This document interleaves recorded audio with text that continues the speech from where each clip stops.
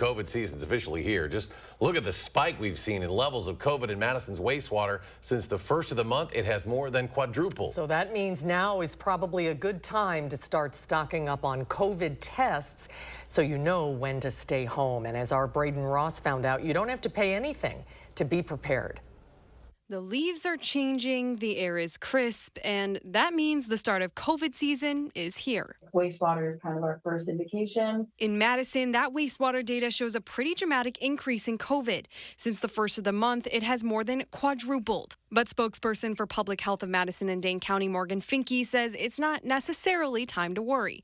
The good news, hospitalizations are still low. Where things are different than they were, even a year or two ago with COVID is we know so much more about this virus. We know the steps that we can take to help. One of those steps is testing. Let's say you start to feel that sore throat, a cough, headache, fever potentially. Having those rapid tests on hand at home is really a great option to, even just rule it out. And getting your hands on a test is easier than ever. Here at Walgreens, a pack of 2 COVID tests will run you $24. But there's no need to splurge. There are actually a few ways you can get COVID tests for free.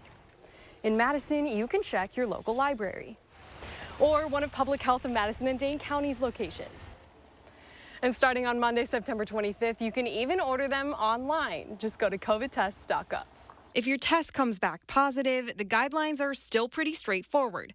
Stay home for 5 days and mask up for 10. We just really encourage everyone to take those steps, especially when they're able to get that updated vaccine. That's going to help prevent some of that severe illness. There is a certain comfort in that, as long as you follow those recommendations and take care of yourself, there's a little bit less of that panic of the unknown. Reporting in Madison, Braden Ross, News 3 Now.